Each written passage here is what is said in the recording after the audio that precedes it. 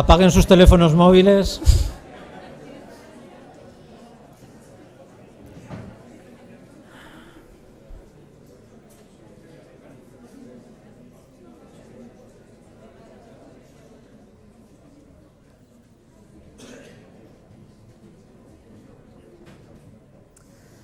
Bueno, nuestra segunda charla va a ser a cargo de Fernando Marchesano, que es también un profesor, un investigador de nuestro instituto, también con un gran prestigio internacional, en este caso en la teoría de cuerdas, de la que va a hablar, justamente ha sido la última transparencia que ha puesto Jesús antes. Él es un gran experto, especialmente en la conexión entre la teoría de cuerdas y lo que podemos observar con nuestros medios actualmente. Conectar la física observable, experimental, con la teoría de cuerdas, que es una teoría muy profunda y muy sofisticada. Entonces, él es un gran experto en eso. Y el tema, como habéis visto, de su charla es unificación y teoría de cuerdas. Yo creo que puede ser fascinante también. Así que, Fernando. Gracias, Alberto. Me escucha bien, ¿no? Gracias de nuevo a todos por venir y también por quedaros. Y gracias a Jesús por la introducción que ha hecho de todo lo referente al bosón de Higgs y todo lo que lo rodea, todos los conceptos que están ahí metidos, que son muchos y complicados, y que hoy en día... ¿Está muy alto o no? Que hoy en día son relevantes para casi toda la física de partículas y la física moderna. Y en particular, en esta charla, que trata de unificación y teoría de cuerdas, vais a ver que vuelve a aparecer un poco lo que ha contado Jesús, aunque no lo ha formulado de esa manera, es un proceso de unificación. ¿De acuerdo? Pero bueno, antes de decir más, dejarme que introduzca un poco estas dos ideas, la que son unificación y teoría de cuerdas, porque están relacionadas. La primera que aparece, y además lleva apareciendo durante mucho tiempo, no es una cosa nueva, es la de unificación. ¿Qué quiere decir uno con unificación? Una unificación es una palabra que sirve para muchas cosas, pero en física tenemos un significado más o menos concreto, y es cuando dices, bueno, pues yo observo una serie de fenómenos y los interpreto de manera independiente, los sé caracterizar con una serie de leyes, pero de repente me doy cuenta que un conjunto de leyes más o menos uniformes que puedo meter dentro de una caja describen estos fenómenos de aquí y esos fenómenos de allá y puede que otros más, ¿no? Eso es un poco lo que llamamos unificación. Es una cosa que ha ocurrido una y otra vez y ha llegado a tener tanta importancia y tan caché que se puede decir que es el sueño de muchos físicos teóricos o gente que trabaja en este negocio, ¿no? Para entender por qué es tan importante, lo que voy a hacer ahora es revisar un poco unos ejemplos seleccionados de unificación. No son los únicos, son muchos famosos, otros menos, pero para que un poco entendáis por qué la gente le gusta tanto. Quizás uno de los ejemplos así que es el clásico y el que la gente dijo, bueno, esto es muy importante e increíble y muy relevante para para la vida de hoy en día, es el ejemplo de Maxwell y el electromagnetismo. El electromagnetismo es una cosa que se estudió porque básicamente uno observaba que las partículas de carga opuesta se atraían y las de misma carga se repelían, etcétera, etcétera, y que se observó y se intentó caracterizar y había todas unas leyes que lo describían. Lo mismo pasó con el magnetismo, con los imanes, cómo relacionan los imanes, con la luz, y se caracterizó cómo la fuerza con las que estas partículas se atraían o se repelían, cómo una partícula cargada o cómo una corriente creaba un campo magnético cuando circulaba, y es así en función de una serie de constantes y de leyes. Pero lo que se dio cuenta Maxwell hace ya bastante tiempo es que todas estas cosas, todos estos fenómenos que de primeras parecen tan distintos, en realidad están descritos por la misma teoría y por una serie de leyes bastante sencillas, ¿no? Eso no solo tenía un valor estético, ¿no? Que uno podría decir, bueno, sí, esto es muy bonito, y cuando lo estudia se da cuenta que es realmente muy bonito, pero también tiene una consecuencia práctica muy directa. Una de las consecuencias prácticas que uno puede extraer de esta unificación de Maxwell, que hizo Maxwell, es que la luz, como lo entendíamos, estos rayos, esto que vemos por aquí, que nos está iluminando, estaba hecha de radiación electromagnética. Partículas cargadas que se mueven a velocidad crean luz y crean otras cosas como radiación de microondas, como ondas de radio, un montón de cosas. La teoría de Maxwell lo que realmente nos dejó hacer es dominar la radiación electromagnética, entenderla y además tuvo una relación, o sea, describió una relación entre varios números que a priori sin esta teoría estarían totalmente relacionados. La fuerza de atracción entre cargas opuestas, la relación, o sea, la intensidad del campo magnético están relacionadas con la velocidad de la luz de esta manera, ¿de acuerdo? Esto es una cosa que uno va, mide este numerito, mide este numerito y mide este numerito y realmente se da cuenta que esa fórmula es cierta. Uno la podría haber deducido, bueno, pues esto es así, pero realmente sale de la teoría de Maxwell que esto tendría que ser así. Y postuló que la luz era una radiación electromagnética y es una cosa en lo que hemos basado gran parte de la tecnología moderna. De hecho, bueno, pues casi toda la tecnología está basada en el electromagnetismo y es gracias a este tipo de salto cualitativo y cuantitativo que hizo Maxwell que lo podemos hacer. Bueno, este es un ejemplo clásico. Otro, muy clásico, es el de Einstein, cuando hizo otro tipo de unificación. Él básicamente lo que hizo unificar, o si queréis, hizo compatible, o todos los fenómenos que nosotros asociábamos a la mecánica newtoniana, cómo se desplazan los cuerpos, la inercia, lo que hablábamos antes, todas las fuerzas, acción y reacción, y lo que se había medido correspondiente al electromagnetismo, que antes había unificado Maxwell. Todos los experimentos están relacionados con el electromagnetismo, la velocidad de la luz, medir una señal luminosa que viene de aquí y medir allá, pues todo esto lo hizo compatible y se dio cuenta que para hacerlo compatible no había otra que cambiar los paradigmas en los que estábamos basando nuestra comprensión de la física hasta ahora, ¿de acuerdo? En este nuevo paradigma, la relatividad especial, el espacio y tiempo no son cosas que están por ahí, no es que yo tenga el espacio y el tiempo es totalmente independiente, están relacionadas y ocurren muchos efectos nuevos y sorprendentes que probablemente muchos hayáis oído mencionar. Cuando hay una velocidad máxima, que es la velocidad de la luz. Luego, la masa, como mencionaba Jesús, es energía empaquetada, uno puede transformar masa en energía y viceversa. Cuando va a velocidades muy grandes, los objetos se contraen, los tiempos se dilatan. Toda una serie de cosas que cuando te la cuentan, dices, bueno, esto es una barbaridad o esto es una locura, pero realmente son cosas que pasan. Nosotros no nos damos cuenta porque hay que ir a velocidades muy grandes para que estos efectos sean notorios. Pero la física de los aceleradores de partículas, donde las partículas viajan a mucha velocidad, está en gran parte basada en estas cosas y realmente se ve que es así, como lo dijo este señor. ¿De acuerdo? El siguiente ejemplo también es debido a Einstein. Aquí lo vemos acerca de 1915, con una cara un poquito más de chulo, porque realmente en ese entonces había descubierto una cosa espeluznante, que es la relatividad general, ¿no? Aquí lo que había unificado son otros dos paradigmas, el anterior, el de la relatividad especial, que lo había hecho él, y luego el de la gravitación newtoniana, como Newton describía el movimiento de los planetas, del sistema solar e incluso galaxias y otra cosa. Entonces, para llegar a hacer esto, lo que pensó y lo que realmente el paradigma, cómo cambió, fue tan brusco como que el espacio-tiempo ya no es que estuviese relacionado el espacio con el tiempo, sino que el espacio-tiempo era una cosa dinámica. Cuando uno tiene un objeto pesado, el espacio-tiempo lo nota de la manera que se curva. Y de la misma manera, este movimiento que uno tiene entre planetas, entre sí, lo puede explicar porque el espacio-tiempo está curvado y entonces, bueno, de la manera que nosotros nos caemos en un valle o que un objeto orbita alrededor de un valle, pues esto describe el movimiento de los planetas, ¿de acuerdo? De nuevo, esto fue un cambio de paradigma que la gente cuando lo vio dijo, bueno, es que esto ¿qué es? ¿No? ¿Qué está pasando? ¿Cómo puede ser nuestro universo así? O qué maravilloso, pero no entiendo nada, ¿no? Pero al final del día, lo que dio la teoría de Einstein es una manera de calcular cosas que luego se ha medido con gran precisión. De hecho, bueno, no hay que irse a cosas tan lejanas como los planetas del sistema solar, sino que simplemente el funcionamiento del GPS, para que el GPS funcione, para el GPS que está en los móviles o que está, bueno, en el coche o lo que sea, para que funcione bien, hay que tener en cuenta los efectos que tiene la teoría de la relatividad especial de Einstein y de la relatividad general. Si no se tienen en cuenta esos movimientos, o sea, esos efectos, realmente el GPS no funcionaría. Lo que quiero decir es que, bueno, el sistema de GPS consiste en este montón de satélites que están alrededor de la Tierra, que están orbitando y que un poco dan una mapa de dónde están cada cosa, ¿no?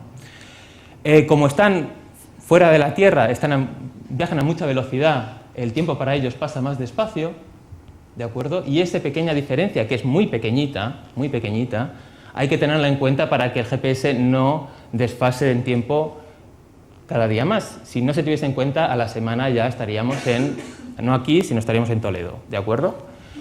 Y, por otro lado, como están más lejos de la Tierra que nosotros, el campo gravitatorio está más lejos de la fuente de campo gravitatorio, que es la Tierra, y eso también causa un pequeño efecto que hace que su reloj vaya un poco más deprisa. Estos dos efectos son compensatorios, hay que medirlos los dos, hay que calcularlos con mucha precisión, y es así como se consigue que el GPS funcione y no desfase con las semanas o los meses, ¿de acuerdo? Esto es un test de precisión de la teoría de Einstein de la relatividad general, y a mucha gente le podrá gustar o no gustar la teoría, o decirle que, bueno, que así como está formulada le parece una barbaridad o le parece maravillosa, pero es que si estuviese mal, esto no funcionaría, ¿de acuerdo? Y como esto, muchas otras cosas, pero esto es el más cercano. Bueno, estos ejemplos son los más clásicos, pero en realidad hay bastantes más. De hecho, uno puede un poco organizar la física moderna mediante procesos y teorías y propuestas de unificación. La primera ya lo hemos visto, es la electricidad y el magnetismo, que unió Maxwell. Luego, un poco, bueno, la mecánica newtoniana o la invariancia galileana, en la que se basa cuando la juntó con el electromagnetismo dio lugar a la relatividad especial. Y luego a la relatividad general cuando la unió con la gravitación. Y eso ha dado lugar a la relatividad general, que es uno de los pilares de lo que es la física moderna de hoy en día. Por otro lado, bueno, esto no lo he hablado todavía, pero cuando uno junta el electromagnetismo y la termodinámica, normalmente no pasa nada, salvo en un caso histórico muy importante, que es la radiación del cuerpo negro, que la estudió Max Planck, y que para poder compatibilizar lo que es el electromagnetismo y la termodinámica, en ese caso hubo que inventar la mecánica cuántica, que es otro concepto totalmente fascinante y que te deja de piedra cuando lo escuchas la primera vez y la segunda. Y más allá, esto es lo que voy a hablar ahora en un ratito, la mecánica cuántica, cuando la juntas con la relatividad especial, tienes que de nuevo cambiar el paradigma y jugar con otras reglas de juego que se llama la teoría cuántica de campos, que describe la física a escalas subatómicas, como un poco lo que ha estado contando Jesús en la hora anterior. Bueno, la mecánica cuántica, ayer Belén Paredes dio una charla que os animo a que, bueno, ya no, pero que la veáis como podáis, en YouTube si está, no sé, que hablaba de todas las cosas que se pueden hacer sorprendentes con la mecánica cuántica. Es una cosa que nos sigue sorprendiendo día a día, ¿de acuerdo? Un poco, uno de los postulados básicos de la mecánica cuántica, aunque tiene muchas ramificaciones, es que las partículas se comportan como ondas y las ondas como partículas. Clásicamente, cuando tenemos aquí dos rendijas por las que puede pasar esta pelotita, pues o pasa por aquí o pasa por allá, pero cuánticamente la pelotita es un paquete de ondas, es una onda que está aquí apelotonada, y como tiene una función de onda que es comparable con el espaciado de estas rendijas, un poco está pasando por los dos lados al mismo tiempo. Eso te da más que el hecho de que pase por un lado o por otro, te da una probabilidad de que pase por los dos, que esté en un sitio o en otro, y es así como se calculan cosas en la mecánica cuántica. Bueno, de nuevo, esto cuando la gente lo escucha, y es normal, le parece muy antiintuitivo, pero es que lo que ocurre es que esta función de onda, esta diferencia entre crestas, que es lo que se llama longitud de onda, crece mucho con la masa, con lo cual cualquier cosa que sea un poquito más grande o más grande que un electrón o que un átomo, realmente es difícil que vaya a sentir la mecánica cuántica, o que sea más pesado, mejor dicho, ¿no?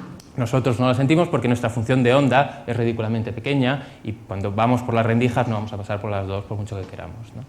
Aún así, toda la física de lo muy pequeño y lo que está relacionado con ella está basada en la mecánica cuántica, y muchas de las cosas que se construyen son experimentos y test de precisión de lo que es la mecánica cuántica. Los microchips, los láseres, incluso aparatos médicos y toda la estructura de la materia, como ha estado contando Jesús. Si realmente la mecánica cuántica fuese una cosa totalmente falaz, todo lo que estamos construyendo aquí sería al traste, ¿vale? Además de ser un elemento unificador, es la manera que, bueno, emergió de intentar compatibilizar dos teorías, que era el electromagnetismo y la termodinámica. La mecánica cuántica en sí ayudó a entender de manera muy buena la materia, mucho mejor la materia, en la medida que cuando uno tenía todos los elementos químicos, tenía toda esta tabla de elementos químicos y se dio cuenta con la mecánica cuántica, con lo que es el concepto de núcleo y de electrón, que es algo que también ha mencionado Jesús, uno podía entender en función de 3 partículas, el electrón, el protón y el neutrón, todo lo que es esta barbaridad de cosas que desde afuera nos parecen muy distintas, ¿no? El carbono y el oxígeno y todos los compuestos y el hidrógeno son cosas terriblemente distintas cuando uno lo ve desde el punto de vista de la química. Desde el punto de vista subatómico son distintas, pero es porque están hechas de distintos ladrillitos, ¿no? Tienen más electrones o menos electrones, más protones o menos neutrones, pero hay 3 señores que los hacen todo. Eso nos lo permitió la mecánica cuántica. Y luego, como decía antes, cuando uno la quiso juntar con la teoría de Einstein de la relatividad especial, se dio cuenta que, bueno, que salían muchas cosas que no tenían sentido y hubo que cambiar de nuevo de paradigma. Cuando uno quería irse no solo a distancias muy pequeñas, que es la mecánica cuántica, cuando empieza a ser importante, sino a velocidades muy grandes, que es cuando es importante la relatividad especial, hubo que sustituirla por la teoría cuántica de campos. Este ejemplo de unificación, o si queréis de cambio de paradigma, es menos conocido que el de Einstein, pero entre otras cosas porque la teoría es más complicada, la historia también, hay muchos más personajes, de aquí solo son unos pocos. Pero es realmente muy impresionante lo que se hizo, ¿no? Y como cada vez que se cambiaba de paradigma había consecuencias que luego había que ver si eran verdad o no, y que la gente vio que eran verdad. Una de las consecuencias, una de las pocas, es primero que el número de partículas no se conserva, ¿no? Uno tiene aquí un electrón y aquí tiene otra partícula, y estos señores realmente pueden desaparecer y volverse a crear. Todos estos ejemplos de colisiones que mostraba Jesús para aparecer el Higgs, ¿cómo aparecía el Higgs? Es porque el número de Higgses no se conserva. Pues puede que de repente no haya ninguno y de repente haya uno. Como es la moneda de cambio es la energía, uno puede crear partículas con energía y las partículas pueden desaparecer en energía. ¿De acuerdo? Otra consecuencia muy directa que predijo Dirac y que encontró Anderson es que experimentalmente es que por cada partícula que uno formula, que tiene en su teoría, que está ahí, va a haber una partícula de igual masa y de carga opuesta, una antipartícula con la cual se puede aniquilar, como un poco muestra este pequeño diagramita que no sé si veis. Aquí viene el electrón y el positrón, que es lo que postuló Dirac que existía, se convierten en un fotón y luego, contiene toda la energía que tienen estos señores y al cabo de un tiempo vuelven a aparecer el electrón y el positrón. Esto es una cosa posible, que se mide, que realmente que los aceleradores de partículas funcionen como funcionan y que sepamos lo que está pasando y que cada vez que hagamos colisionar estas cosas nos salga lo que esperamos, está basado en esto, con una precisión de las que son, yo creo que de las mayores en que hay en física moderna, ¿de acuerdo? O en física, punto. Bueno, de nuevo, un poco la historia que quiero recalcar aquí es que cada vez que uno cambiaba de paradigma, cada vez que uno unificaba dos conceptos en uno nuevo, había consecuencias. Esas consecuencias hay que ver si realmente están ahí o no, si realmente son ciertas, ¿no? Bueno, como he dicho, la teoría cuántica de campos son las reglas de juego que nos permiten entender lo que pasa en los aceleradores de partículas, que nos permiten entender los números que salen de ahí, que nos permiten predecir números y luego comprobar que son ciertos.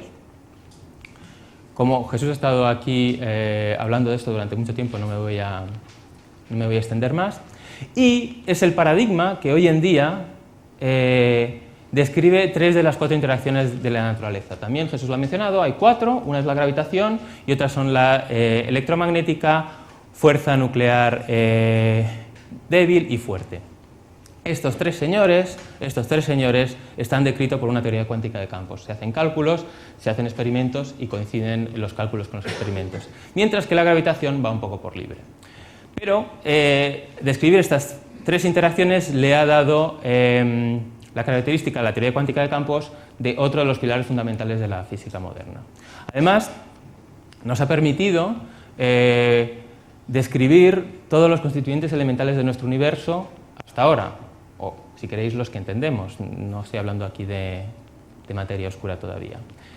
Esta comprensión de los constituyentes fundamentales viene codificado en algo que sucedió un poco después, que se formuló de manera teórica lo que es la teoría cuántica de campos, y es que también es una historia larga con muchos protagonistas, que se llama la constitución del modelo estándar de partículas, ¿no?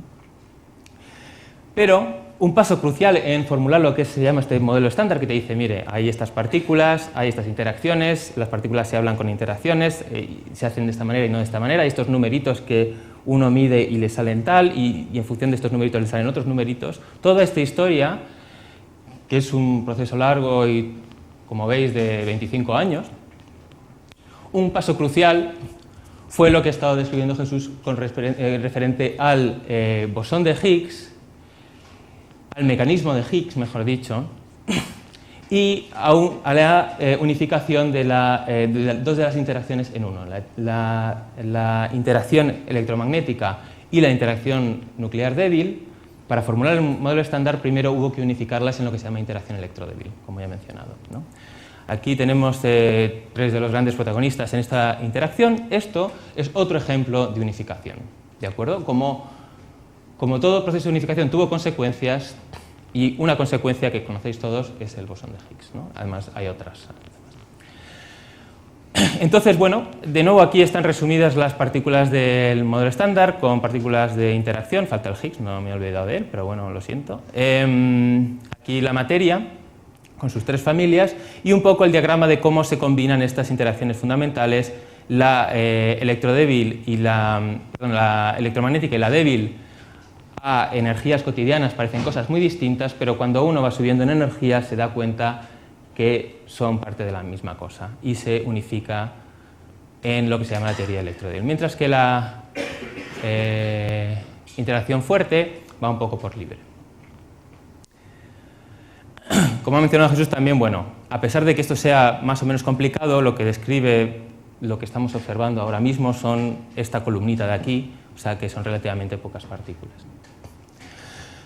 Bueno, entonces volviendo a este diagrama donde se había hecho toda esta unificación, digamos que los dos pilares de la física fundamental moderna serían la relatividad general por un lado y la teoría cuántica de campos, y dentro de la teoría cuántica de campos, que es un paradigma, está un modelo que se llama el modelo estándar que te detalla las partículas que hay y cómo interactúan, ¿de acuerdo? Que es algo añadido a lo que es el paradigma, y dentro de este modelo hay una unificación dentro de él, ¿de acuerdo? De dos de las interacciones en una. Bueno, entonces dejarme recapitular. Un poco lo que he intentado decir es que en la evolución histórica hasta ahora el concepto de unificación ha estado presente una y otra vez, ¿no? Y ha sido clave para un poco organizar cómo ha evolucionado la física fundamental. Ha ocurrido varias veces, pero es importante quizás diferenciar en lo que es una unificación de interacciones y un cambio de paradigma. Cuando yo digo que la electricidad y el magnetismo se pueden explicar en función del electromagnetismo, como formuló Maxwell, es una unificación de interacciones, igual que cuando uno electromagnetismo y fuerza débil en fuerza electrodébil. Esto se hace dentro del mismo paradigma. Aquí no estamos cambiando el paradigma. Aquí, bueno, era física, digamos, clásica, y aquí es teoría cuántica de campos. Yo no me estoy yendo de la teoría cuántica de campos cuando hago esta unificación. Aún así, tiene consecuencias muy importantes, como lo que hizo Maxwell realmente es una de las cosas más importantes que nos ha ocurrido.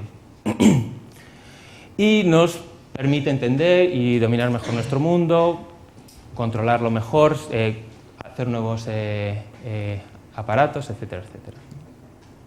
Otra cosa es el cambio de paradigma, que también hemos visto varios ejemplos, que es una cosa cuando exploramos nuevos territorios que antes no habíamos explorado y nos damos cuenta que, bueno, que sí, realmente en la vida cotidiana las cosas funcionan de una manera, pero cuando nos vamos al universo y tenemos pues supernovas y cosas que van a una velocidad, que tienen una energía, que tienen un tamaño muy distinto de lo que estamos acostumbrados al día a día, las cosas cambian. Los ejemplos que hemos visto son cuando uno tiene velocidades mucho más altas, distancias mucho más pequeñas de lo que estamos acostumbrados y masas mucho más grandes, ¿de acuerdo? Esto no quiere decir, por supuesto, que las teorías que antes formuló, pues todo el trabajo de Newton haya que tirarlo a la basura. No, eso es una cosa realmente útil cuando uno está a energías, cuando uno está haciendo un problema de un plano inclinado, realmente la física newtoniana es la que tiene que aplicar, no se va a poner a aplicar la relatividad especial de Einstein porque se vuelve loco, ¿no?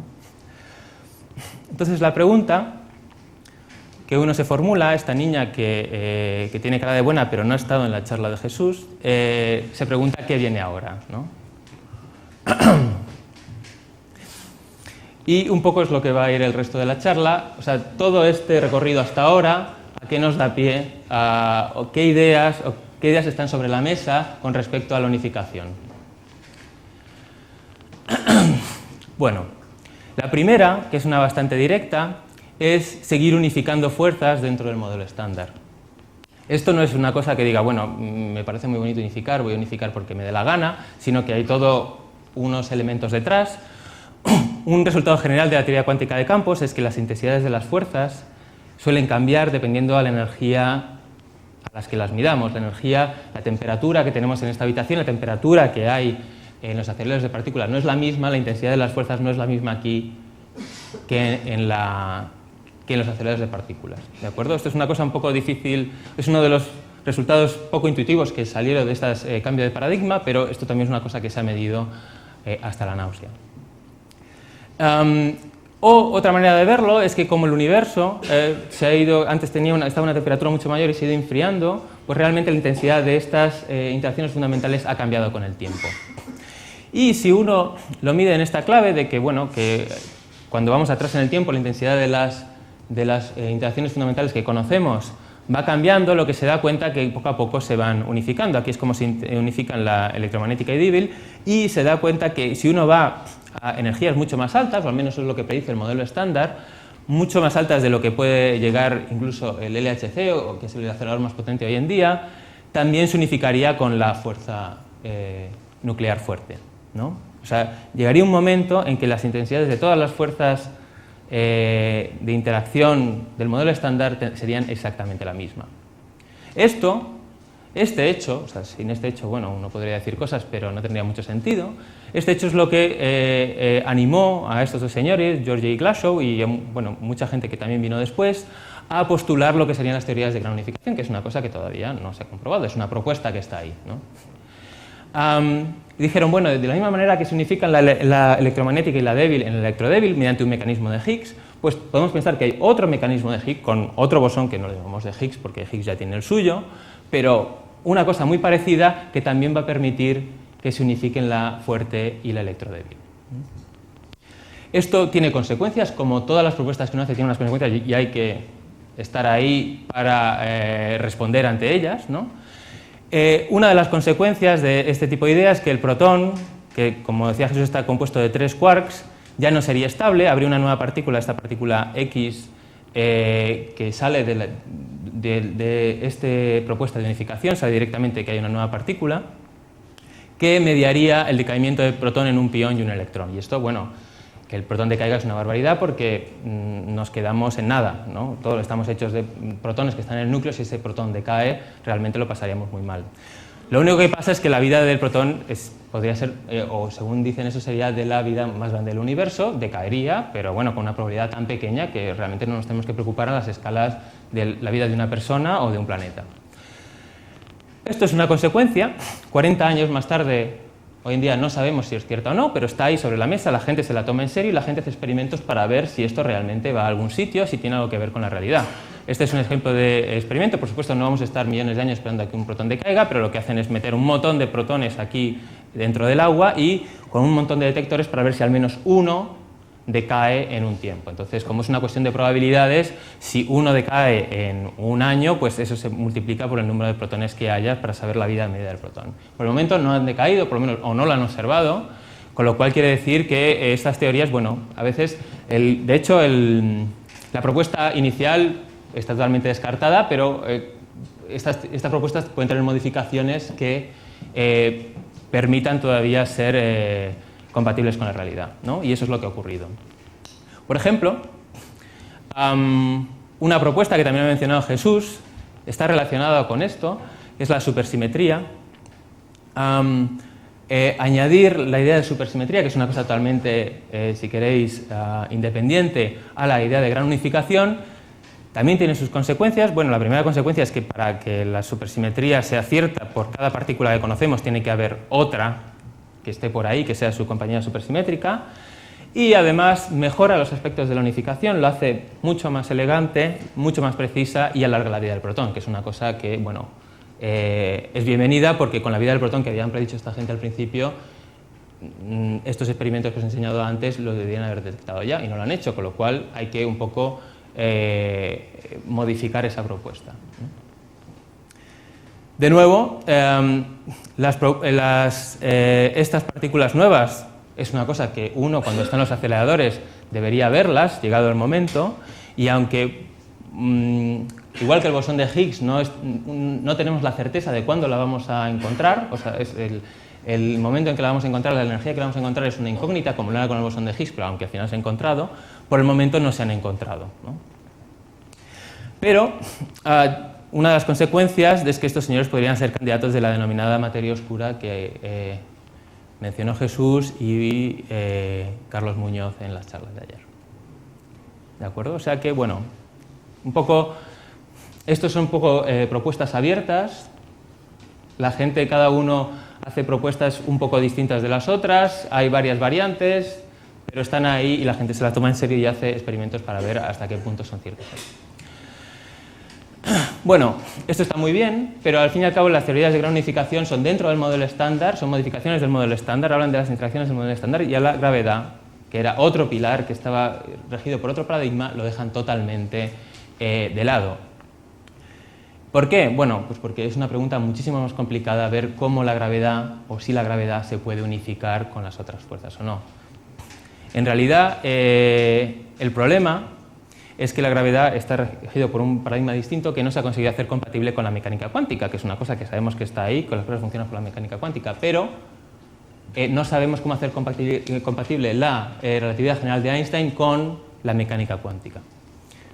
¿Cuál es el verdadero problema? El verdadero problema en física siempre es el experimento, y aunque si uno mira la historia y dice, bueno, es que Einstein estaba iluminado, Maxwell estaba iluminado, toda esta gente es que son lo más, bueno, pues sí, son lo más, pero tenían detrás toda una serie de experimentos, toda una serie de datos que tenían que casar con sus teorías, entonces tenían toda una serie de elementos. El problema de juntar la mecánica cuántica con la relatividad general es que no hay experimentos que nosotros podamos hacer, ¿no? Los aceleradores no te van a hacer nada de que te junte, que te ponga estos dos paradigmas en igualdad de importancia. En los aceleradores la relatividad general no tiene ninguna importancia porque las partículas pesan poquísimo, ¿no? No pesan lo que pesa la Tierra, no crean un campo gravitatorio que en la teoría de la relatividad general fuese importante como para tener en cuenta sus efectos, no pesan nada, ¿de acuerdo? Aunque, bueno, lo que decía Jesús por una célula, pero en la práctica es como si no pesasen. Las situaciones donde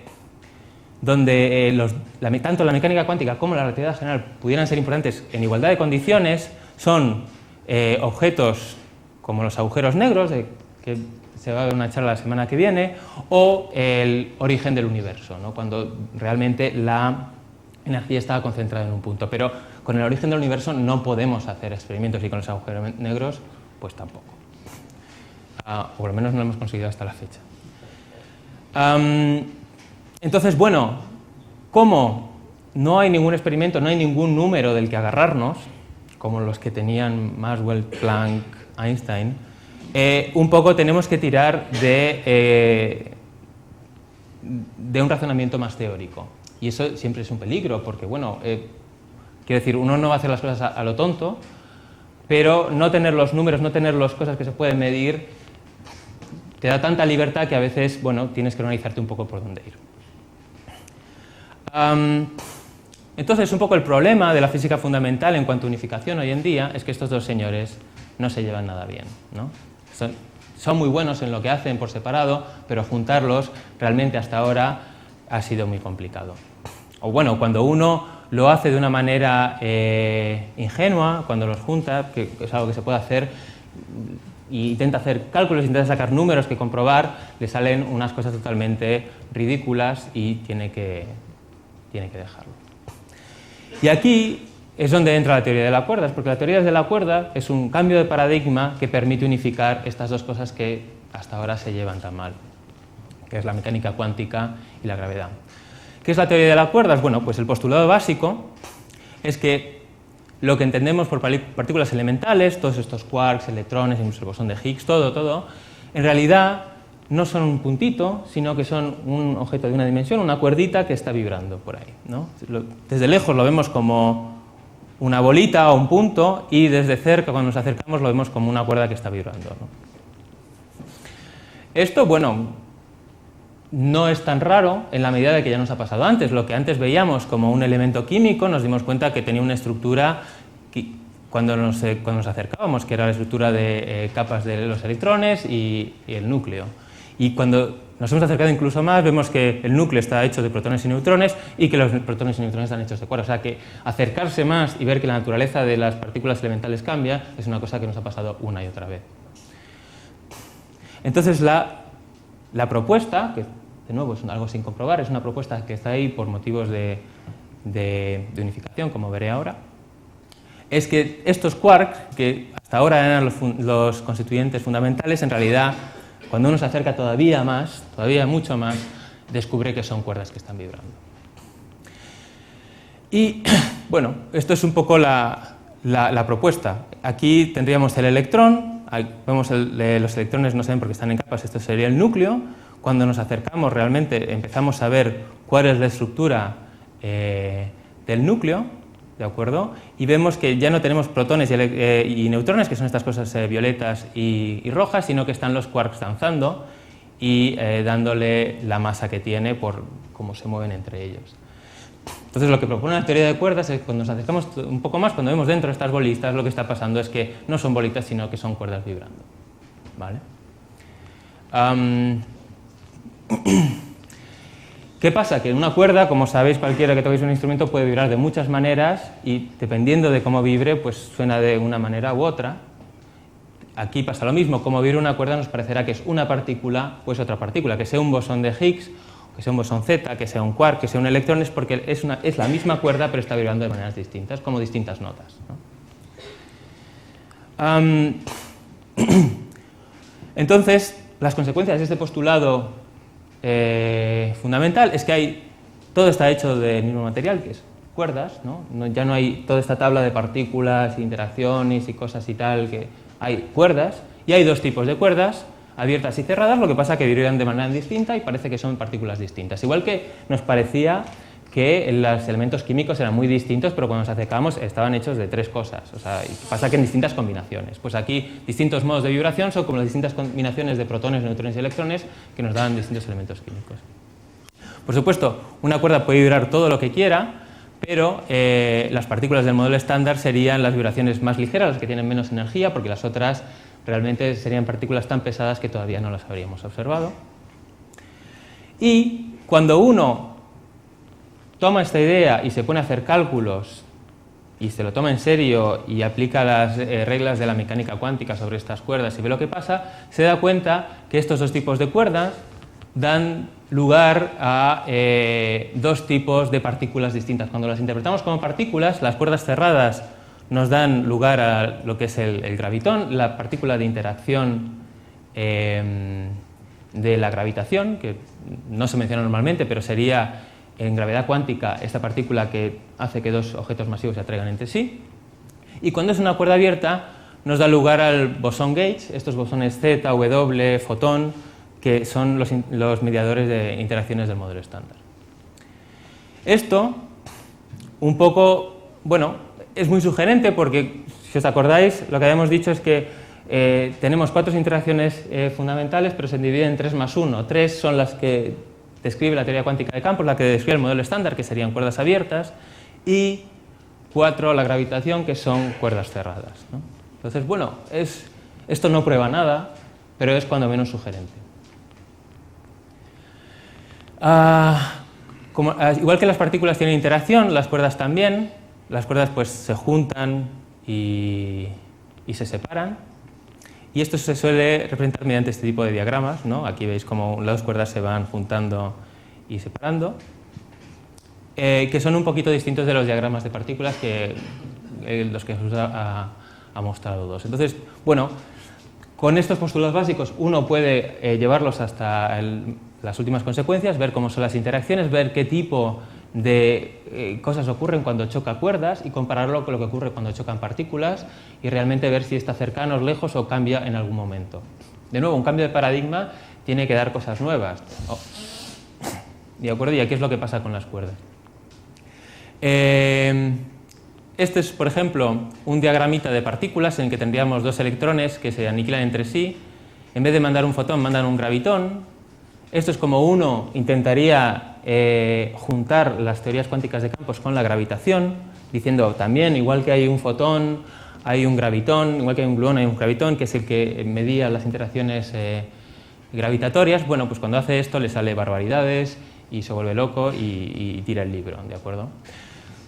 Pero este diagrama tiene un análogo en cuerdas, que sería, de nuevo, algo parecido a lo que he enseñado antes, estas cuerdas que se van aquí juntando, que solo lo veríamos realmente cuando miramos esta interacción, cuando miramos este proceso a energías muy altas o a distancias muy, muy diminutas, ¿no? Entonces, lo que ocurre, y es por lo que la gente realmente se volcó en estudiar la teoría de cuerdas y lo sigue haciendo, es que estos diagramas, sustituir este señor con el gravitón intercambiándose entre partículas como electrones por un diagrama de cuerdas, elimina todos los infinitos, todas esas incongruencias que nos daba cuando intentamos hacer con las reglas de la teoría cuántica de campos.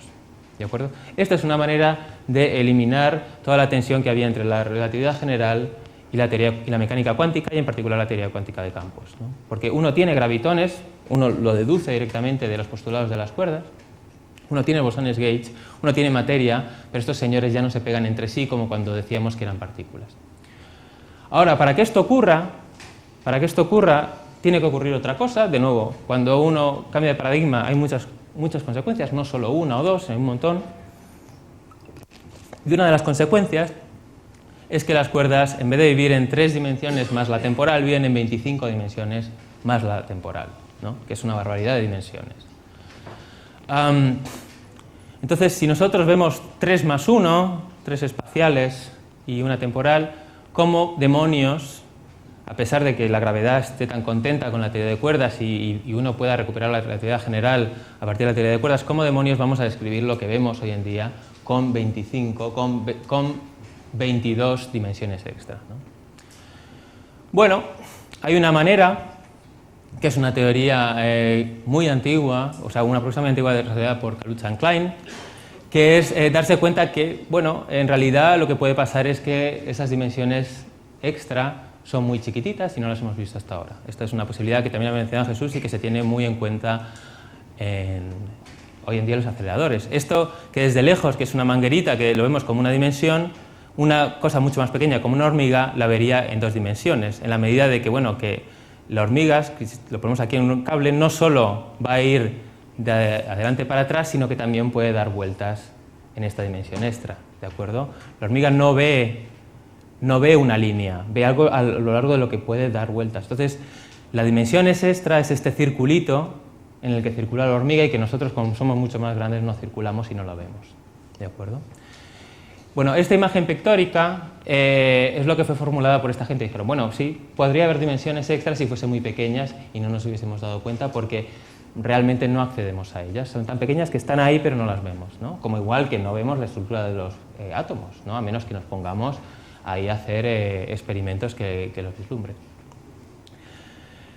Bueno, esto fue uno de los hechos que a la gente más sorprendió de la teoría de cuerdas, pero cuando se puso a hacer cálculos y se lo tomó en serio, la verdad que aparecieron un montón de cosas. Es una cosa tan novedosa cambiar la naturaleza de los constituyentes fundamentales que las consecuencias que salen son muchas y muy distintas.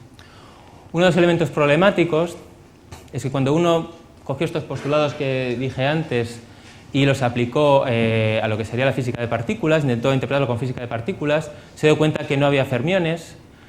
Con fermiones quiere decir las partículas de materia como los electrones y los quarks, sino que solo había bosones como el bosón de Higgs y los intermediarios. Entonces, de la tabla del modelo estándar, todos estos señores no estarían. Con lo cual, mucho más difícil que entender el día a día con 22 dimensiones extra es entenderlo sin estos señores.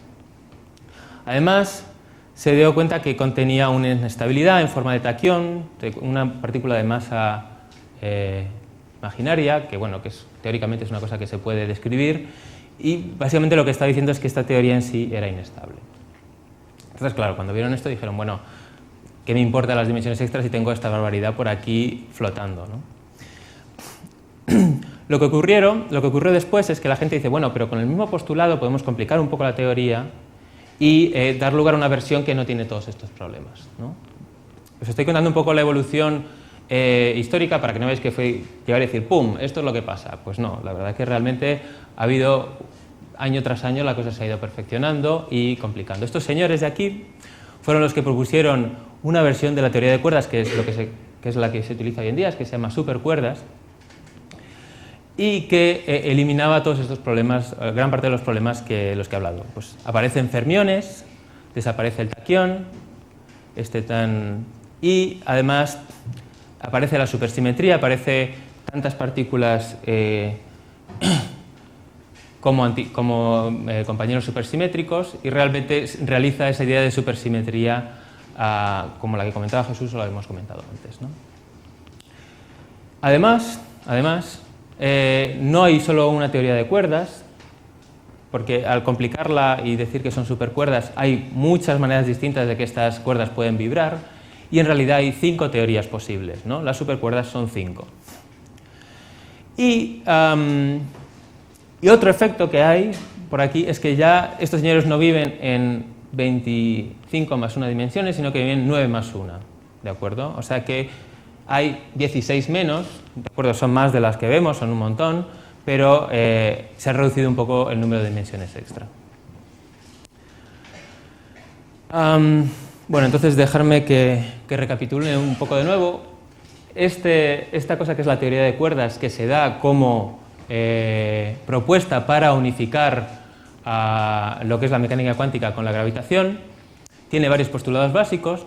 Una idea clave es que el universo está hecho de cuerdas. El segundo es que unifica naturalmente la mecánica cuántica y la relatividad.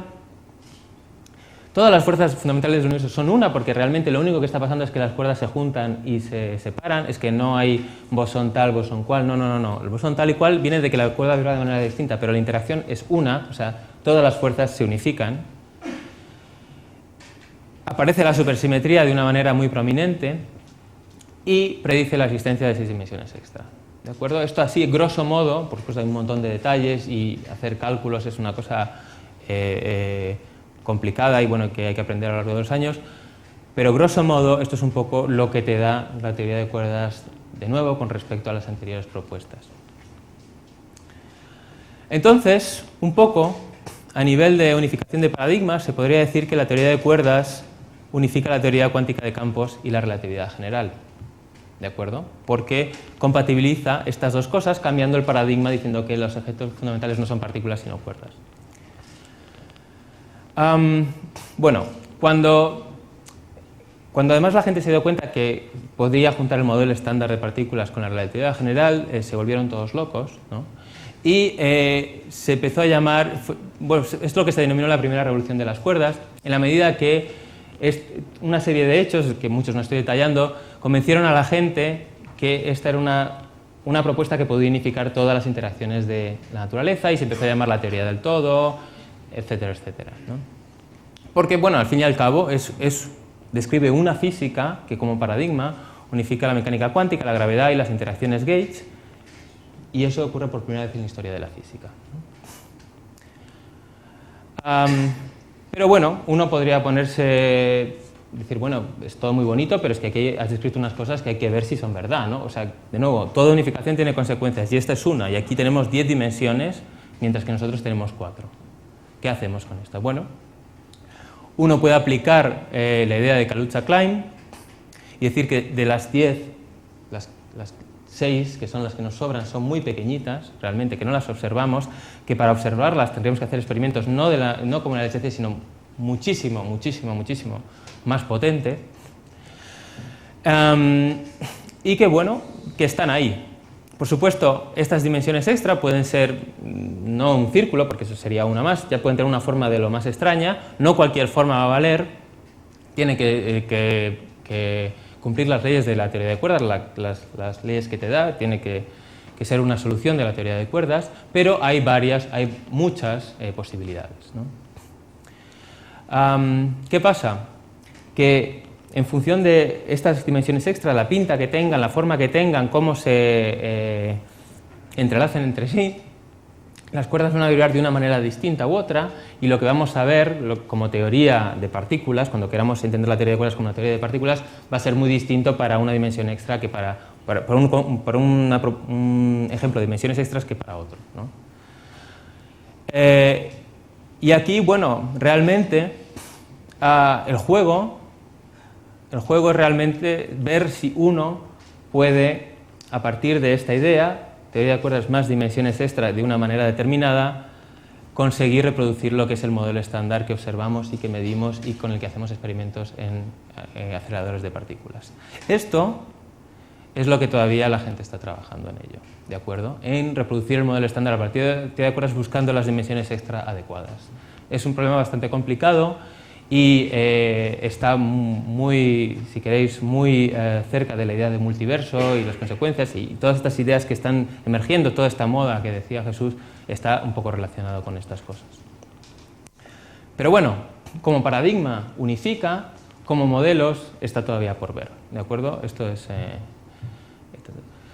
Uno se podía seguir preguntando cosas, preguntar miles de cosas, pero una es, bueno, empezamos con una teoría de cuerdas, luego tenemos 5, pero ¿cuál es mejor? ¿Qué hace esta? ¿Qué hace la otra? ¿Por qué esta y por qué no la otra, ¿no?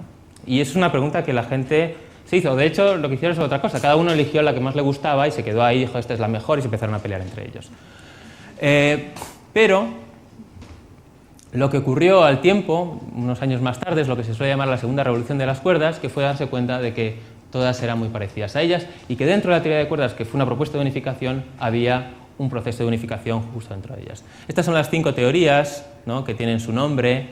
No me voy a parar en decir, bueno, qué es cada una, simplemente decir que son, hay 5 posibilidades distintas,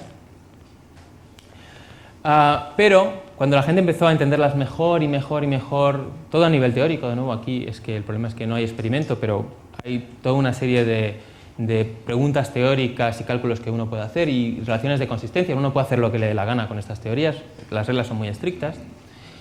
Se dio cuenta que estaban todas relacionadas por un concepto que se llama dualidad, ¿no?, y que es el eje central de lo que se llama la segunda revolución de cuerdas. Lo que decimos es que dos teorías son duales cuando parecen muy distintas, cuando uno las escribe y cuando dice, bueno, estas son mis reglas de juego, son muy distintas, pero te dan exactamente la misma física. Esto es una cosa muy exótica, pero es una cosa que existe y que, bueno, lo que pasa es que la manera teórica de describirlas son muy distintas, pero la realidad es la misma, ¿no? Lo único que pasa es que uno tiene que cambiarle el nombre, cuando uno escribe en un papel cómo funcionan estas cosas, tienes que cambiarle el nombre a que llama tal y a que llama cual, pero bueno, en realidad la física es exactamente la misma.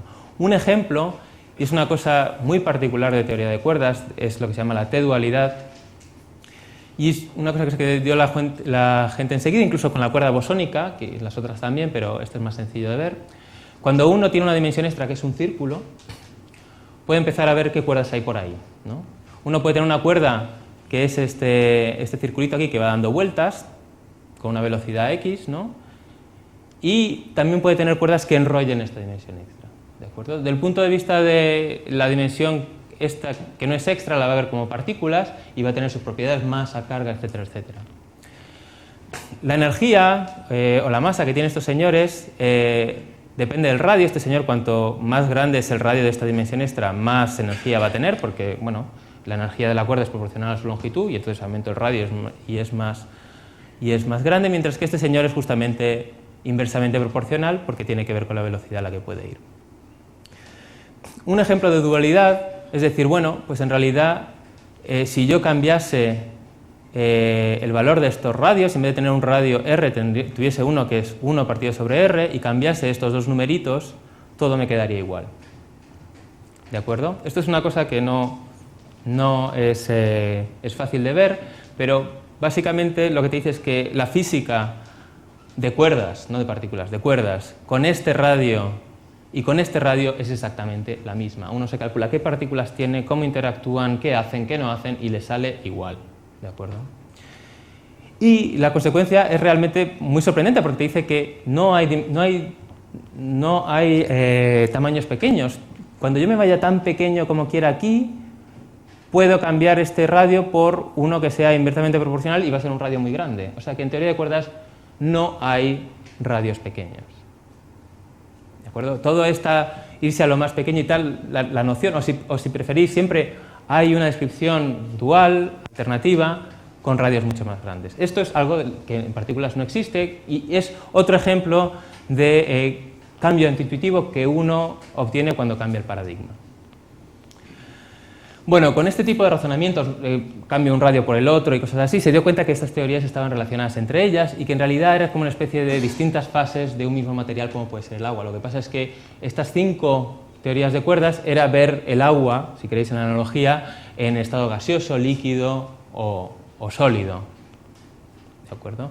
Y entonces, más precisamente lo que se vio, que había esta T-dualidad y otras dualidades que las relacionaban entre sí.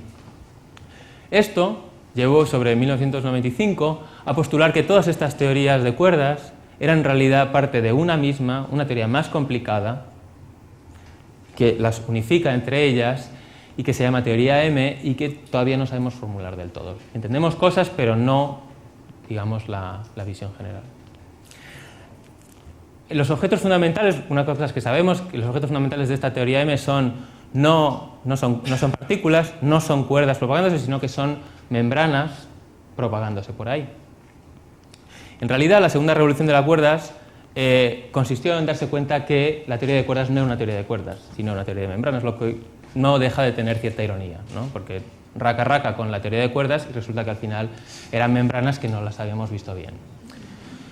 Pero bueno, es lo que hay, o sea, la gente ve las consecuencias hasta el final. Bueno, voy apresurándome.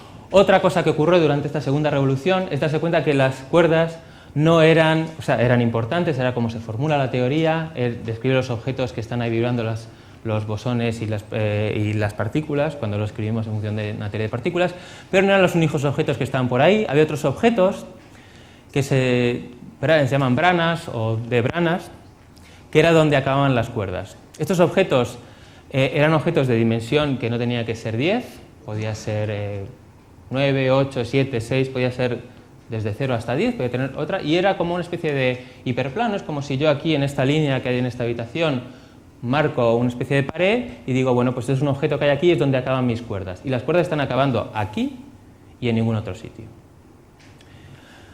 Si os acordáis, un poco lo que dijimos es que una consecuencia así directa, que una manera de entender las interacciones fundamentales que sabemos que existen y que están ahí en su modelo de partículas desde el punto de vista de cuerdas, es decir, que las 3 del modelo estándar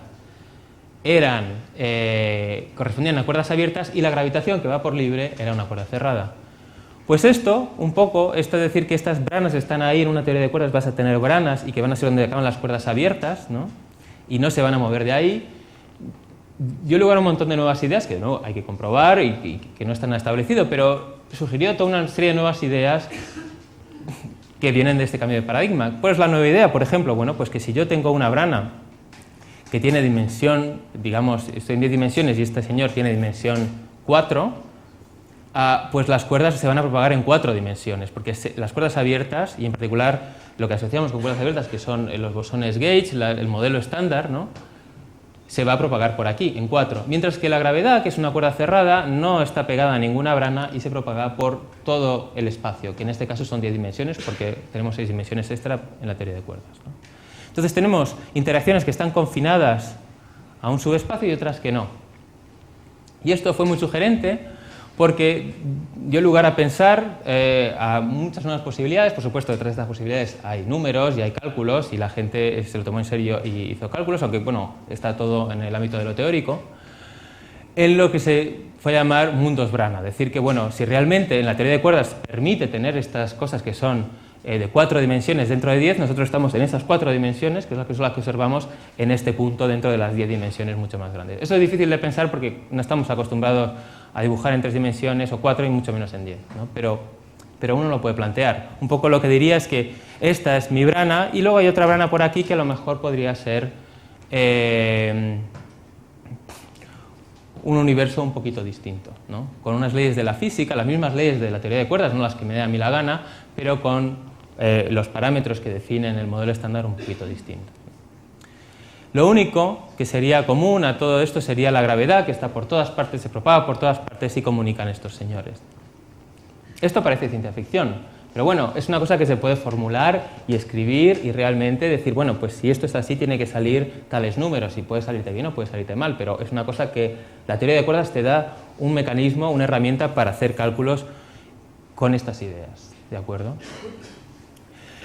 Y una consecuencia que es muy sugerente es decir, bueno, si realmente las interacciones electrodébil, fuerte, etcétera, están viviendo en estas 4 dimensiones y la gravedad está por todas partes, que son 10 dimensiones, ahora ya entendemos, es una manera de entender por qué la gravedad es una cosa que tiene una interacción mucho más débil. Cuando uno compara la intensidad de las interacciones entre lo que es el electromagnetismo, incluso la fuerza nuclear débil, y la gravedad es muchísimo más débil y, como digo, las aceleradores no juegan ningún papel. La gravedad lo único que juega papel es cuando uno calcula, bueno, por supuesto para caerse en el suelo, pero además como cuando calcula el movimiento de los planetas, ¿no? Cuando va a distancias muy grandes. O sea, es un hecho que la gravedad, la intensidad está mucho más diluida y esto podría ser una explicación, básicamente que unas interacciones tan confinadas en 4 dimensiones, la gravedad está viviendo en 10.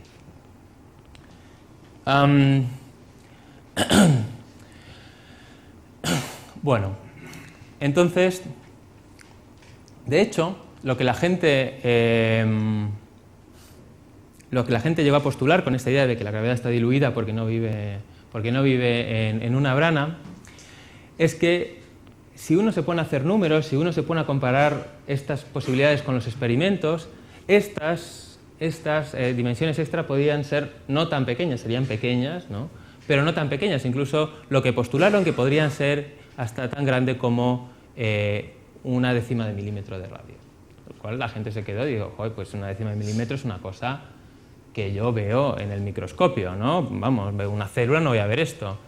Pero el microscopio utiliza interacciones electromagnéticas, es luz. La luz es electromagnética, la gravedad es otra cosa. Entonces, si esta dimensión extra tiene 1/10 de milímetro de radio, pero es que yo estoy en un punto y la luz no se mueve de ahí, pues muy difícil voy a ver el resto de la dimensión. ¿De acuerdo? Este es un juego muy sutil, la gente se quedó muy sorprendida, es una posibilidad. Por supuesto, este número, cuando uno lo ha intentado comprobar en acelerador, se ha dicho que no puede ser tan grande, es un poco más pequeño, pero podría ser comparable, ¿no? Es una posibilidad que todavía está por ahí dando vueltas. Bueno, voy a terminar. La última, un poco lo que quiero decir, bueno, esto es una historia, es una manera de explicarlo muy rápido, pero un poco lo que me gustaría ver es que estas nuevas ideas, estos nuevos objetos dan lugar a nuevas ideas, otras sobre el origen del universo. No me voy a enrollar mucho aquí, os recomiendo la charla de Juan García Bellido sobre lo que digamos es las propuestas que hay sobre el origen del universo y que se miden en función de lo que estamos viendo con observatorios y con telescopios. Pero un poco el paradigma más popular hoy en día es el paradigma de inflación y estas branas, la idea de brana también dio un nuevo giro en lo que podría ser la idea de inflación, cómo se podría producir el efecto de inflación, que es un poco dice que es una expansión acelerada del universo y que explicaría un montón de cosas de las que observamos hoy en día, ¿no? Es una propuesta que tampoco está comprobada, pero es realmente muy popular y mucha gente piensa que todo es. Entonces, en esta propuesta sobre inflación usando branas, lo que uno tendría es realmente 2 branas, que son como esta especie de 2 universos que se van aproximando durante el periodo de inflación, ¿no? Un poquito después del Big Bang, y cuando colisionan, pues liberan un montón de energía, y esa energía es un poco lo que da lugar a todo este proceso que contaba Jesús sobre cómo los fotones se acoplan con el resto de las partículas, cómo se va formando la materia, cómo la formación de galaxias, etcétera, etcétera, ¿no? De nuevo, es una propuesta que hay unos números detrás, ha habido varias modificaciones, pero es una de las nuevas posibilidades que te da cambiar de paradigma, o una de las nuevas cuestiones que aparecieron. Bueno, como esta hay muchas ideas, ¿no? De hecho, la gente, una vez que ha descubierto esas ideas, se da cuenta que son posibles, las formula por independiente. e incluso no utiliza teoría de cuerdas, aunque lo cierto es que a día de hoy la teoría de cuerdas es la manera de unificar el modelo estándar y la relatividad general. Y bueno, es una teoría complicada, pero es lo que hay. Entonces, dejarme que concluya. Ya me pasa un poquito del tiempo, lo siento. El concepto de unificación, más allá de lo que es la teoría de cuerdas, independientemente, es una cosa que ha estado ahí desde hace mucho tiempo, que realmente ha marcado el ritmo de lo que es la física fundamental moderna, porque la gente se ha dado cuenta que cosas que estaban por ahí sueltas se podían explicar dentro de la misma caja. Y digamos que los dos pilares, lo que queda por hacer, una de las grandes preguntas es cómo unificar los dos pilares de la física fundamental, que son el modelo estándar o la teoría cuántica de campos y la relatividad general, ¿no? La teoría de cuerdas es una propuesta, en mi opinión es la propuesta más seria que hay sobre el mercado, porque realmente, en principio, puede contener toda la riqueza que tiene el modelo estándar, que es una teoría complicada. Todas esas particulitas, lo que les pasa y lo que les pasa, es un montón de información que hay ahí metida, ¿no? Y, por supuesto, decir que las cosas fundamentales no son partículas, son cuerdas, es un cambio de paradigma brutal, que tiene un montón de consecuencias, y muchas de ellas, pues, realmente te dejan pasmado la primera vez que lo escuchas. Pero bueno, también la mecánica cuántica lo hizo y ahí está. Por supuesto, todas estas propuestas y más, lo que hay que hacer, o lo que se debería hacer, o la manera de funcionar es verificarla mediante experimentos, que también van a ser importantes a la hora de verificar preguntas abiertas de la física fundamental, como os contará Ángel Uranga en una de las últimas charlas de esta serie. Muchas gracias.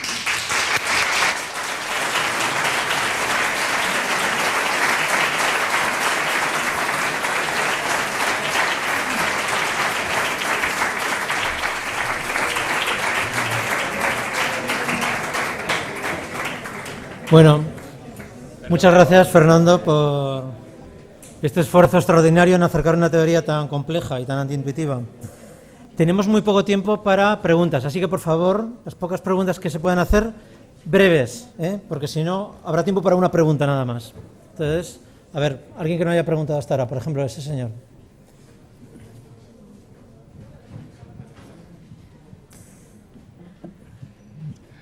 Bueno, si se oye, nada más quería saber dónde quedó ahí la materia oscura en esta teoría. Bueno. O si no hay. Bueno, la materia oscura sigue estando donde estaba, en la medida que hay varias propuestas y la teoría de cuerdas no es incompatible con ninguna de ellas. Hay propuestas que son nuevas partículas para describir la materia oscura, como son toda esta propuesta relacionada con supersimetría.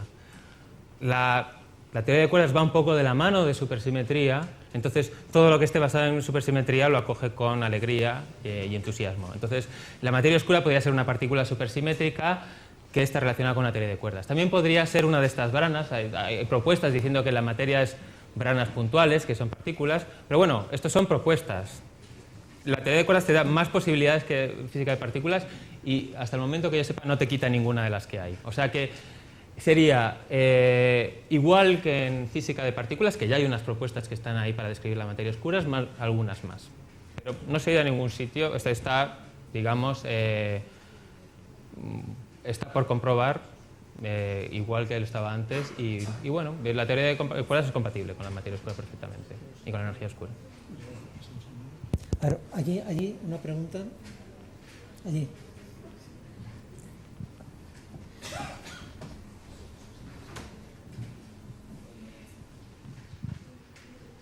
¿Qué tipo de matemáticas es necesaria para trabajar a nivel teórico con la teoría de cuerdas, supercuerdas, branas? ¿Qué rama de la matemática trabaja con el desarrollo de la teoría? Casi todas. Es una barbaridad. O sea, un chiste que se suele hacer en teoría de cuerdas es que no se sabe todavía si va a unificar la física, pero desde luego las matemáticas ya lo ha hecho, porque es que cada resultado matemático parece que sirve para entender la teoría. Hay algunas que son más favoritas que otras. La geometría es muy importante. La geometría algebraica, por ejemplo, juega un papel fundamental, porque en describir cómo son estas dimensiones extras, los resultados que hay en geometría son fundamentales, pero realmente ha habido de todo tipo, ha habido análisis, estadística, vamos. Pero esto ya es una cosa un poco subjetiva. Creo que la geometría es la más fundamental, porque realmente te ayuda a visualizar lo que está pasando, es muy útil cuando uno tiene branas, las coloca aquí, las coloca allá, tal. Pero en realidad casi toda la matemática es útil. Vale, allí, y luego pasamos a este lado. Una pregunta muy práctica. Si existe una estimación para comprobar estas teorías, el costo de los experimentos.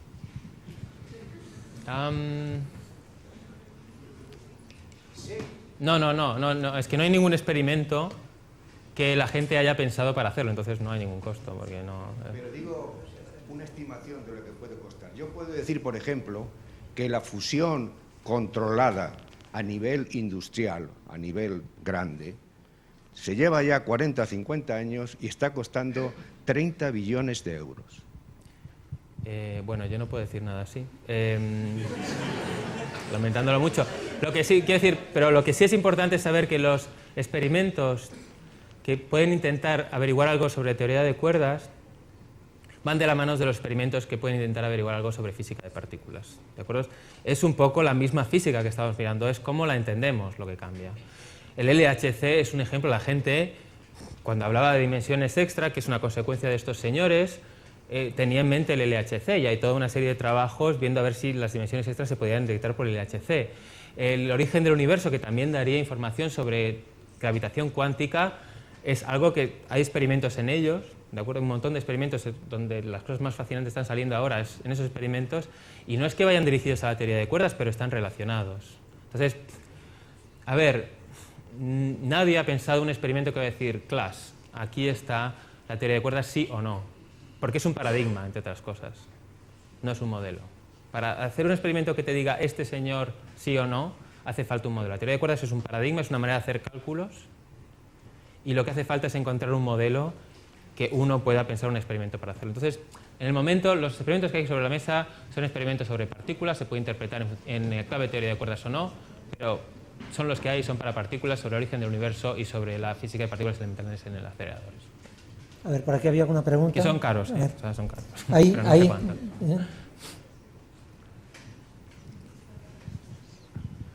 Casi al final dijiste que era la única teoría que relacionaba ambas, la de gravitación y la del modelo estándar. Las otras ya se han descartado, estilo la de gravedad cuántica de bucles y similares. Bueno, a ver, si me pongo...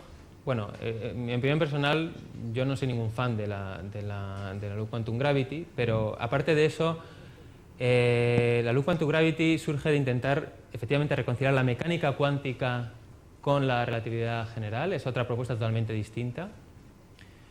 Yo, honestamente, creo que tiene mucha menos miga que la teoría de cuerdas, pero es que además la propuesta no incluye el modelo estándar. Las interacciones gauge no están ahí. Es mecánica cuántica, pero que es un problema muy importante y que si esta teoría lo resolviese, pues estaría totalmente justificado trabajar en ella. Pero lo que he dicho yo es modelo estándar más relatividad general. Modelo estándar es teoría cuántica de campos, interacciones gauge.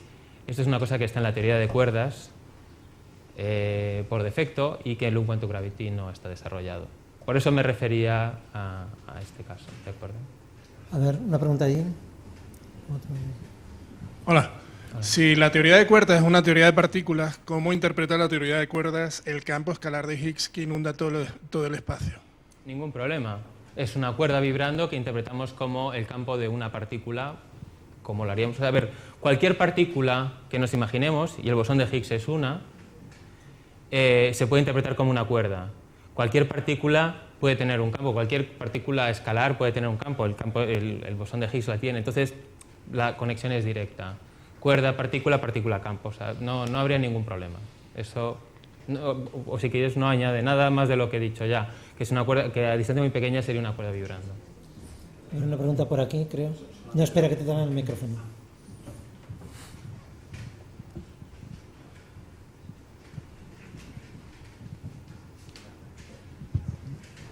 Bueno, primero enhorabuena por la charla, ¿no? Porque yo vine el año anterior a una de cuerdas y me quedé perdido. Aquí tampoco es que me haya encontrado mucho, ¿no? O sea, me he encontrado un poco más, ¿no? Entonces la pregunta a lo mejor es un poco absurda, ¿no? Porque es, tú dices que a lo mejor estamos confinados en 4 dimensiones, ¿no? Es lo que he entendido, en las que vemos, que conocemos, ¿no? Sería una posibilidad. Esa que has dicho, una posibilidad. ¿Dónde estarían las otras 6? Más que nada, la pregunta viene porque si la gravedad es tan débil que las otras dimensiones la diluyen, siendo tan pequeñas, ¿cómo pueden diluirla para que sea tan débil? No sé si me entiendes un poco. No, bueno, pero es que justamente la propuesta es que estas dimensiones no son tan pequeñas ya. La propuesta de diluir la gravedad es cuando ya, hombre, son pequeñas, pero 1/10 de milímetro, cuando estamos hablando de escalas subatómicas, es una barbaridad, ¿no? O sea, para nosotros es pequeño, pero para las partículas elementales es un mundo. Entonces, justamente la propuesta es que ya esas dimensiones ya no son tan pequeñas. Lo que pasa es que, como solo la gravedad sabe de ellas, todos los experimentos que hacemos hoy en día, toda la física que vemos, no es accesible a esas gravedades porque nosotros estamos confinados, la electricidad está confinada, el electromagnetismo está confinado en ese punto dentro del círculo que es 1/10 de milímetro, bueno, algo más pequeño, que es 1/100ª de milímetro. De nuevo, una barbaridad para las partículas elementales y suficiente para diluir la gravedad con respecto a las anteriores. A ver, la última pregunta. Una pregunta buena. Bueno, todas han sido buenas hasta ahora, ¿eh?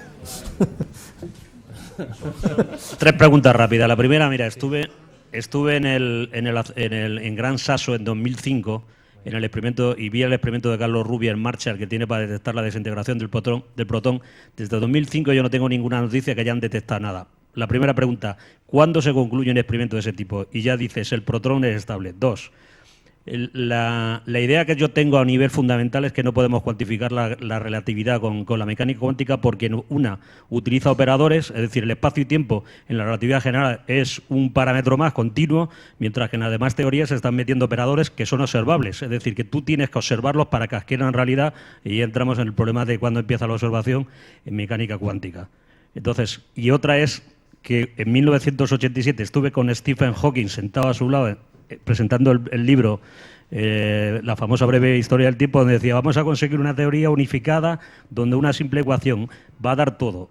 2000 no sé cuánto ha publicado el gran diseño y dice, no, solamente habrá que quedarse con teorías parciales. ¿A qué nivel nos podemos quedar? Vale, voy a utilizar la técnica de Jesús de ir de atrás para adelante. La última pregunta. ¿Es cierto que cuando fue la primera revolución de cuerdas, cómo se vendió la teoría es una única ecuación y va un poco en la línea de lo que publicitaba Hawkins? Lo que se ha visto cuando ha avanzado la cosa es que es mucho más complicada y digamos, hombre, yo mi punto de vista es que sí que se puede ver como una ecuación en la medida que es un paradigma que te da una manera de calcular las cosas y eso está muy bien definido. Pero un paradigma, como es, por ejemplo, la teoría cuántica de campos, no te da un modelo como es el modelo estándar. El modelo estándar tiene muchísima más información que la teoría cuántica de campos. Le tienes que dar una pequeña librito de instrucciones, ¿vale? Y la teoría de cuerdas en mi opinión hay que tenerla igual. Falta el librito de instrucciones, dónde están las branas, cómo las ponemos, qué les pasa y qué contenido hay, ¿no? Igual que tal. Entonces, pero es cierto que en los albores de la teoría de cuerdas, como estos libros que aparecía de Hawking, la teoría de todo, bla, bla, bla, se vendía así porque realmente la gente pensaba que, bueno, que esto iba a salir en un plis-plas. No, es una cosa complicada, uno se dio cuenta que ni siquiera entendíamos lo que era la teoría de cuerdas hasta que llegó Witten y dijo, oiga, que esto es más complicado, y han pasado un montón de cosas y siguen pasando. Entonces, bueno, hay que tener cautela. Y toda la cautela del mundo, sobre todo cuando no hay un experimento detrás, hay que tener toda la cautela del mundo. Ahora voy a la primera. Bueno, lo de los experimentos, cuándo se acaban y cuándo no se acaban, es una cosa que decide un señor que está a cargo del experimento, que sabe lo que le está costando y sabe lo que opinan el señor del laboratorio. Claro, deducir que el protón es estable es como irse realmente al infinito, ¿no? Uno puede decir, bueno, esto es suficientemente estable para que ninguna de estas teorías de unificación tenga sentido. No sé cuándo va a ser eso. ¿Tú sabes cuándo puede ser eso? Yo creo que siguen ahí, ¿no? Sí, hombre, están ya bastante cerca, ¿no? Se está acercando. Puede ser que en unos años la gente diga, oiga, piense en otra cosa. ¿Aceptable? No está nada mal. El experimento manda. Y bueno, la unificación de la mecánica cuántica y la relatividad general es un quebradero de cabeza constante, o sea, para cualquiera. Esta es una propuesta porque es que realmente te da una manera, la teoría de cuerdas te da una manera de hacer cálculos. Está ahí, tienes unas reglas de juego. Te puede gustar o te puede no gustar, pero te da unas reglas de juego. Te dice, yo quiero ver cómo se chocan dos señores que yo pienso que son partículas, piénselo como cuerdas y va a pasar esto. Todo lo demás es realmente meterse en los entresijos de una teoría, cómo entenderla y tal, y eso es un mundo, bueno, en el que por el momento prefiero no entrar, prefiero quedarme con el resultado de que la teoría de cuerdas da una manera de hacer cálculos y ya veremos si son ciertos o no, o tienen que ver con la realidad o no. Bueno, muchas gracias, Fernando.